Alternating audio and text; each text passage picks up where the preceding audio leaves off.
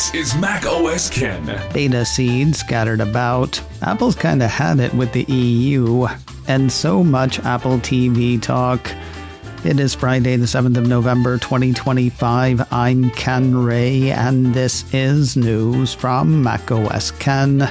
Brought to you by yours truly and sponsored by NordLayer. Secure your network, block threats to your business, and get 28% off NordLayer yearly plans today with coupon code macOSKen-28 at nordlayer.com/macOSKen. This show is also supported by people like you, patrons through Patreon. Find out more and add your support at patreon.com/macOSKen.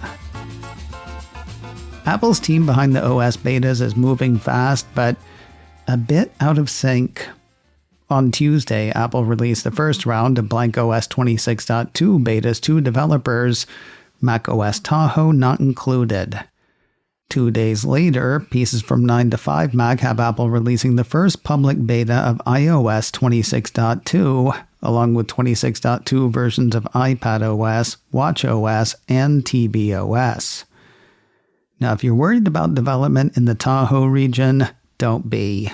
Thursday also saw developers seated with their first macOS 26.2 beta. A piece from Mac Rumors indicates that most of the changes spotted so far are in lockstep with changes for the iPhone and iPad operating systems. Things like rearranging the News app, new features for Apple Podcasts, and alarms for reminders. As for when final releases will be released, we can make a decent guess. Between App Store regulatory changes for Japan and the usual end-of-year cadence, the blankOS 26.2 show should premiere around the middle of December, no later than the 18th of December if Apple wants to stay on the good side of the Japanese government. More revelations from the 26.2 crew, those being the people who aren't supposed to tell us what's in the unreleased operating systems, but go ahead and do so anyway, God bless them. Earlier this week, Apple Insider ran a piece that had code spelunker Aaron Perris spotting something called Apple Creative Studio in the first iOS 26.2 developer beta. What is that? Perris does not know.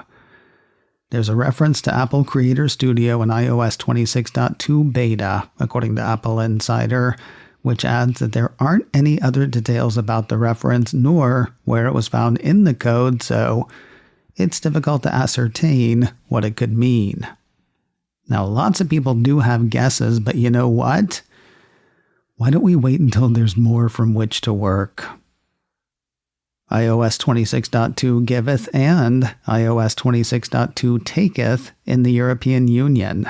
A piece from Mac Rumors says Apple in iOS 26.2 will disable automatic Wi-Fi network syncing between iPhone and Apple Watch in the European Union to comply with the bloc's regulations.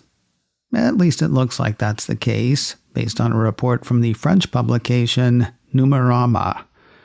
According to Mac Rumors, the anticipated removal is in response to the European Commission's Digital Markets Act interoperability requirements.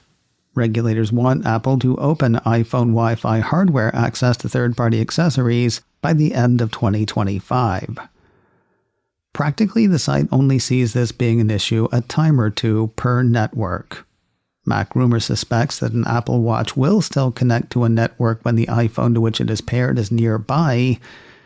That said, the site figures users may be required to manually connect to Wi-Fi by typing in the password when the iPhone is out of range. Afterwards, the Wi-Fi network's credentials will presumably be stored on the watch. You know, that sounds close to weaponized incompetence on Apple's part. Still, the EU tasks Apple with goals that seem paradoxical at times, and that appears to be annoying the Cupertino company. Apple Insider ran a piece Thursday that had Apple openly chiding the European Union for demanding better user privacy under the Digital Services Act, while mandating Apple remove privacy features under the Digital Markets Act. On one hand, the piece has Apple arguing that the EU's enforcement of the DMA harms users by demanding that Apple rivals get unfettered access to private data. But on the other hand, Apple argues that the EU has recently complained that it's not protecting users under the DSA. This is a different act which is concerned with online privacy rather than the DMA's requirements over interoperability and giving rivals free access to Apple technology. Apple Insider quotes a letter of complaint sent by Apple to the European Union. Quoting those quotes, the Commission has required Apple to allow developers to link out of their apps to websites, other apps, and third-party app marketplaces with no meaningful guardrails. This exposes users to fraud and scams on those third-party platforms that we cannot control or even monitor, even for apps distributed through the App Store. Apple goes on to say the Commission's requirements likewise fundamentally undercut many of the trusted, industry-leading tools that we currently offer to help parents protect their children, and the Commission has in turn refused to permit Apple to institute key safeguards, inevitably raising the risks to children on Apple's platforms, despite Apple's best efforts otherwise.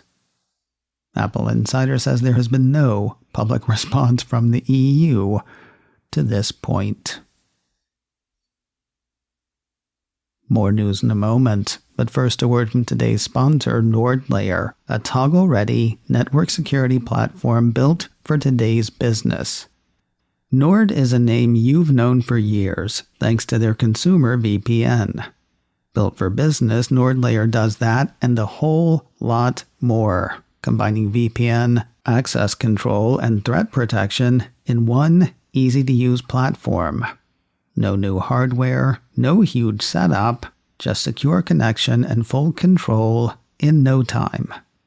Not that they're rushing you through it. NordLayer includes step-by-step onboarding and 24/7 support.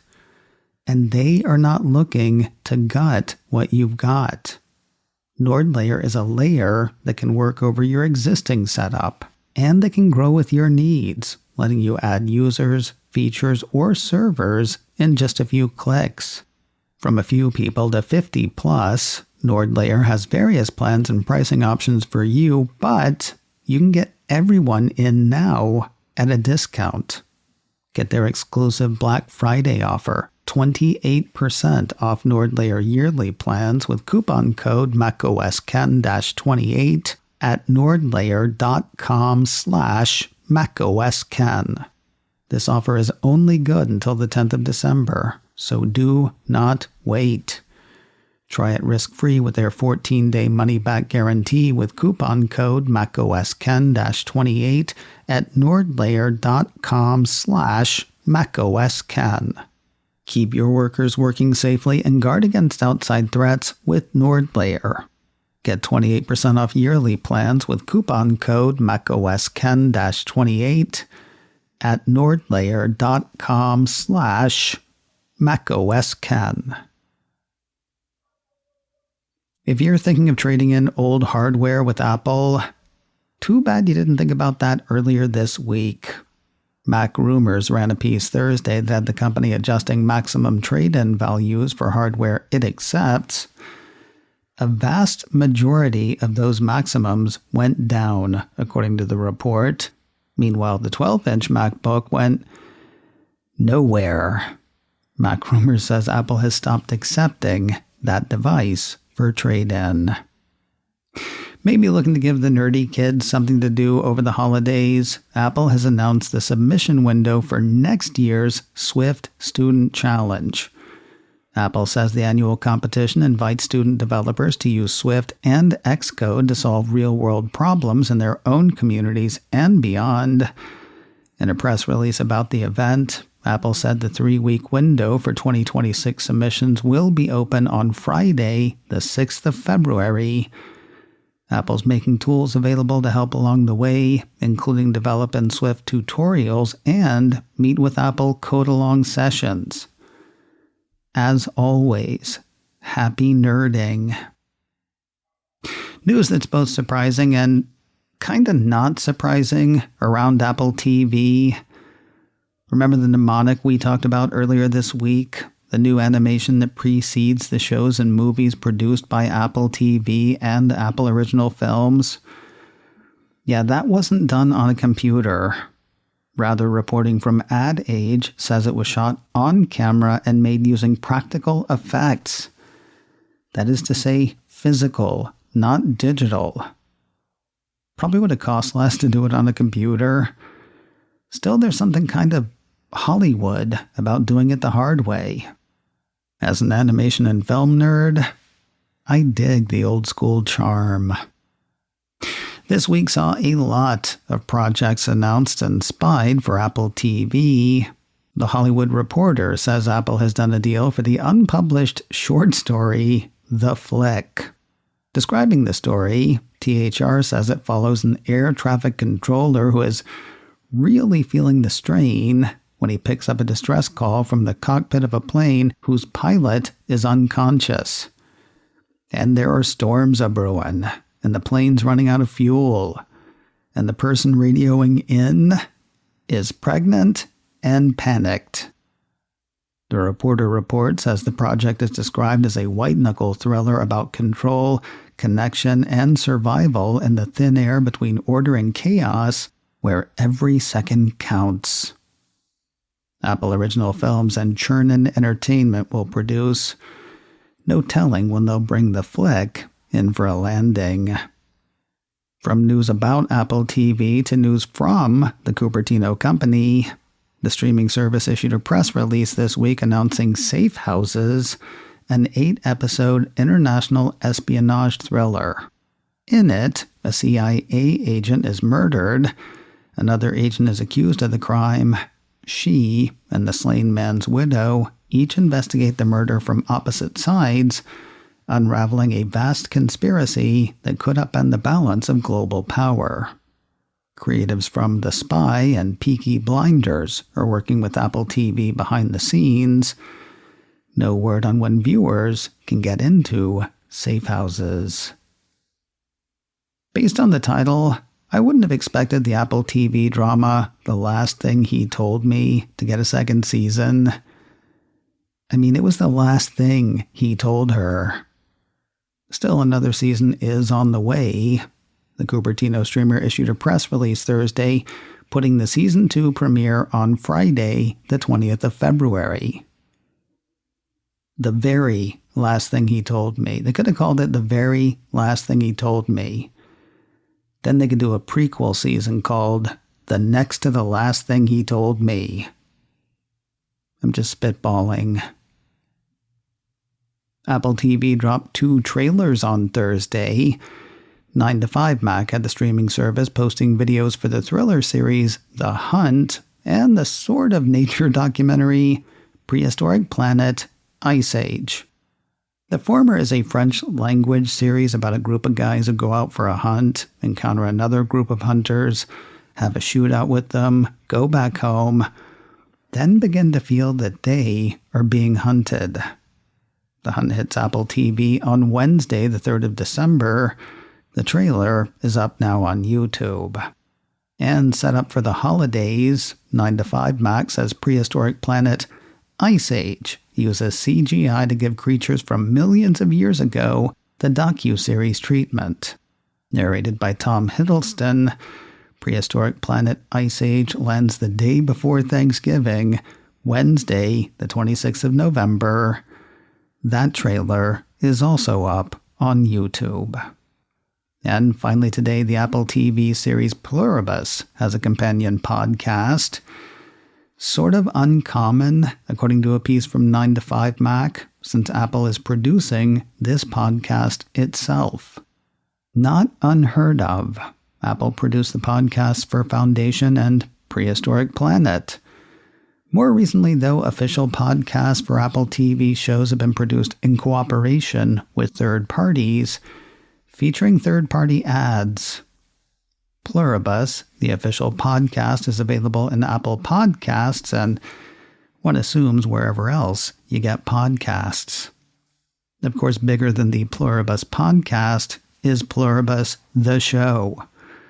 Apple describes the show saying it's a genre-bending original in which the most miserable person on Earth has to save the world from happiness. You can watch the first season in relative comfort. Apple TV has already given a green light for a second season of the show.